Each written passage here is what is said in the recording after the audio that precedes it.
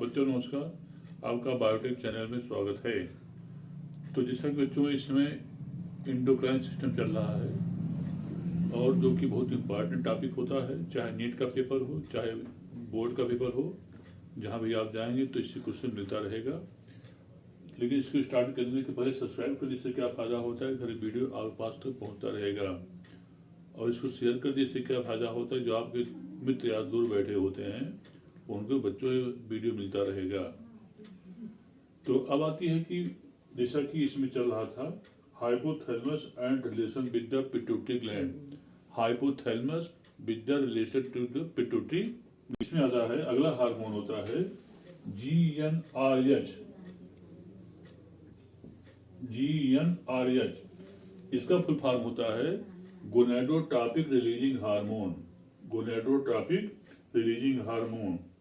अब होती है ये जो होता है अग्र पिट्यूटरी से, जो होता है अग्र पिट्यूटरी से कि जो कोशिकाएं होती हैं उनसे जो होता है दो विशेष प्रकार के हार्मोन, एक होता है FSH और सेकंड होता है LH।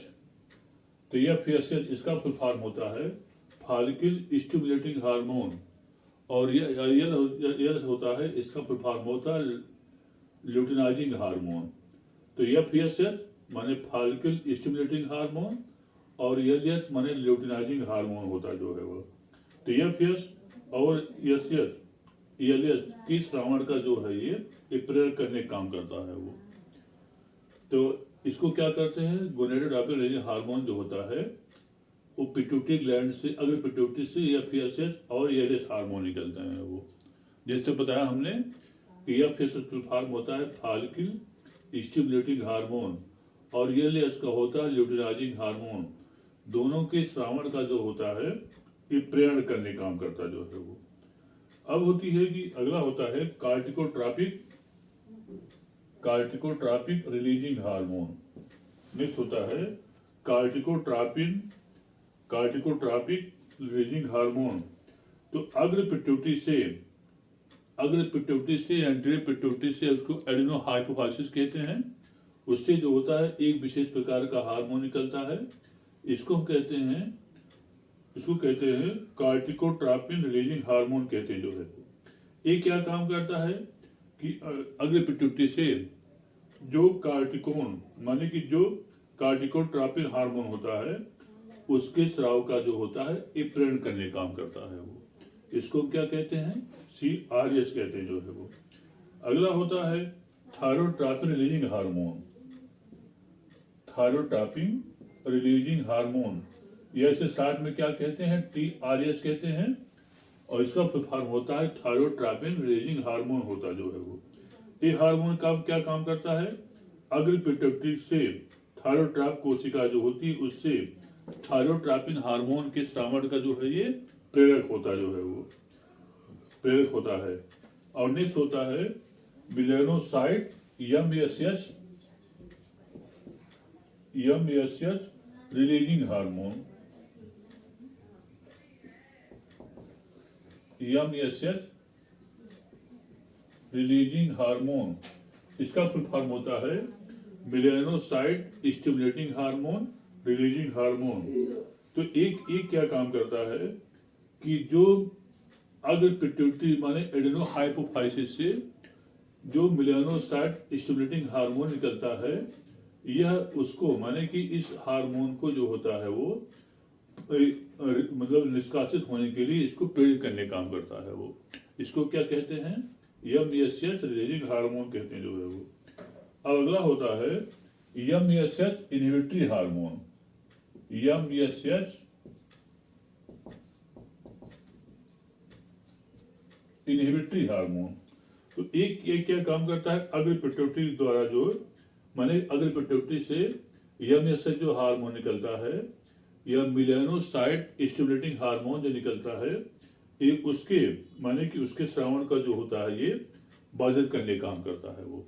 इसे क्या कहते हैं बच्चों, इसे कहते हैं MSH इनहिबिटरी हार्मोन कहते हैं वो। तो इतना क्वेश्चन आता है जो कि हाइपोथैलेमस से क्वेश्चन बच्चों जो है ये पूछा जाता है वो। नेक्स्ट होता है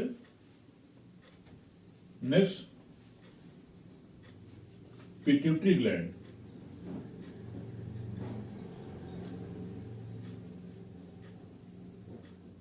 नेक्स्ट हेडिंग होता है पिट्यूटरी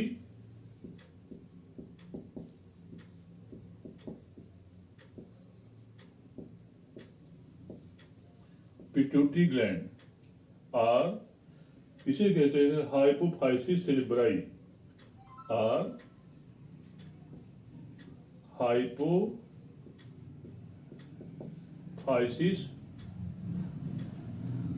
सेरेब्राई। तो पिट्यूटरी ग्लैंड जो होता है इसे मास्टर ग्लैंड भी कहते हैं वो। अब आती है कि इसे हम हाइपोफाइसिस सेरेब्राई भी कहते हैं। ये जो होता है हमारे माने कि ये जो होता है अग्र मस्तिष्क के पश्च भाग में अर्थात डायसब्रान की अधर भाग में बच्चों ये जो होता है स्थित होता है। इसके ऊपर यहाँ पर हाइपोथैलेमस होता है। अब पिट्यूटरी ग्लैंड जो होती है यह माने गोल सी और भूरी लाल सी सबसे छोटी एंडोक्राइन ग्लैंड होती है वो। अब आती है कि इसका जो व्यास होता है वह लगभग 1 से 1.5 सेंटीमीटर होता है। माने इसका जो डायमीटर होता है वह 1 से 1.5 सेंटीमीटर जो होता है ये मतलब व्यास की होती जो है वो। अब होती है कि माने और इसका भार जो होता है 0.5 से 1 ग्राम होता है वो। इसका जो भार होता है 0.5 से 1 ग्राम तक होता है वो। लेकिन प्रेग्नेंट लेडी में जो होता है इसका भार थोड़ा सा बढ़ जाता है जो है वो। माने at the time of the pregnant condition इसका भार बच्चों जो होता है वो बढ़ जाता जो है वो गर्भावस्था में। अब होती है कि इसके 2 भाग होते हैं वो। एक को हम कहते हैं एंटीरियर पिट्यूटरी, एंटीरियर पिट्यूटरी और दूसरा कहलाता है पोस्टीरियर पिट्यूटरी। तो एंटीरियर पिट्यूटरी या इसको जो होता है हम एडेनो हाइपोफाइसिस भी कहते हैं जो है वो। और पोस्टीरियर पिट्यूटरी इसको न्यूरो हाइपोफाइसिस या इसको हम पार्स नर्वोसा भी कहते हैं वो। माने जो इसके 2 भाग होते हैं जिसमें कि 1/4 भाग पोस्टीरियर पिट्यूटरी बनाता है वो, जिसको कि हम न्यूरो हाइपोफाइसिस या इसे हम पार्स नर्वोसा कहते हैं वो। माने न्यूरो हाइपोफाइसिस और इसे हम कहते हैं पार्स नर्वोसा कहते हैं जो है वो। और अगला होता है एंटीरियर पिट्यूटरी और इसे हम एडेनो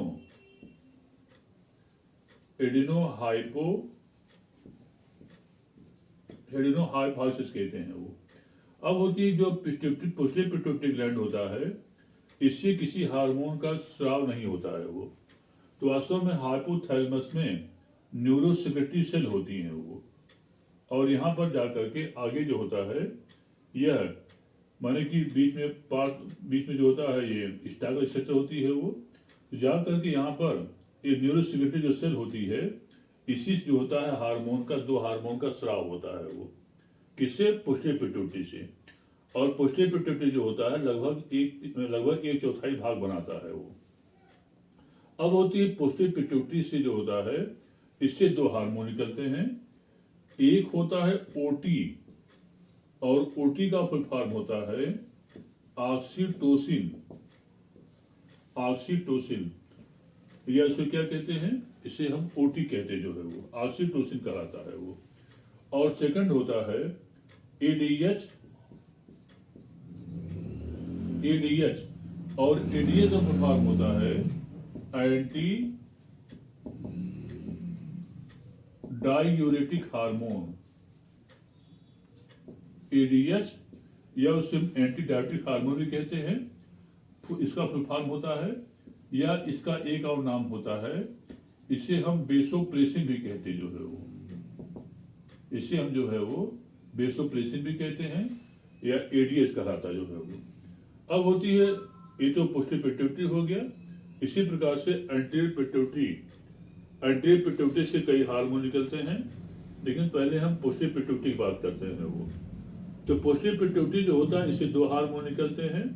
नंबर 1 ऑक्सीटोसिन होता है और नंबर 2 एडीएच हार्मोन, या इसे हम वेसोप्रेसिन हार्मोन भी कहते हैं। वो अब होती है कि जो जो पहला होता है वेसोप्रेसिन हार्मोन, वेसोप्रेसिन या इसे क्या कहते हैं, एंटी डायरेटिक हार्मोन कहते हैं। वो ये हार्मोन जो होता है, इसका प्रमुख कार्य वृक्क में जो वृक्क नलिकाएं होती हैं, वो माने जो हमारी किडनी होती है उसमें वृक्क नलिकाएं होती हैं, और वृक्क नलिकाओं के जो दूरस्थ कुंडलित भाग होते हैं जो है वो, जैसे मान लीजिए कि यहाँ पर जो है ये नेफ्रॉन हो गया, माने कि नेफ्रॉन को वृक्क नलिका कहते हैं। वो इसमें दूरस्थ स्थित जो कुंडलित नलिका होती है, ये वाली नलिका होती है, इससे जो है वो, इससे यह नलिकाओं के जल के रुधिर के लिए जो होता है, इसमें री एब्जॉर्प्शन को ये बढ़ाता है। वो माने क्या मतलब, इसमें जो होता है री एब्जॉर्प्शन को जो होता है ये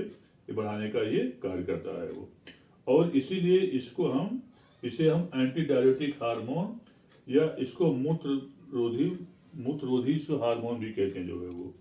अब होती है इसकी कमी से, माने कि अगर ये हार्मोन कम हो जाता है, इसकी कमी से जो हमारा यूरिन होता है डाइल्यूट, और इधर जो होता है गाढ़ा हो जाता है जो है वो, और इसकी अधिकता होने पर उल्टा होता है, यूरिन गाढ़ा हो जाता है और ब्लड जो होता है वह डाइल्यूट हो जाता है, जिससे कि जो होता है बच्चों बीपी हमारा जो होता है वो बढ़ जाता है। वो अब होती है कि इसमें जो होता है, एक आदमी में मूत्र की जो सामान्य मात्रा होती है वह एक माने कि 1.5 से लगभग 2 लीटर 24 आवर में यूरिन को बाहर निकालता है वो। किंतु अगर इस हार्मोन की अगर अनियमितता हो जाती है वो, तो उस केस में क्या होता है कि यूरिन की मात्रा बढ़ जाती है। वो यूरिन की मात्रा लगभग 1-2 लीटर से लगभग 20 लीटर प्रतिदिन हो जाता जो है वो। बच्चों आज कितना पर्याप्त है वो, इसको धन्यवाद।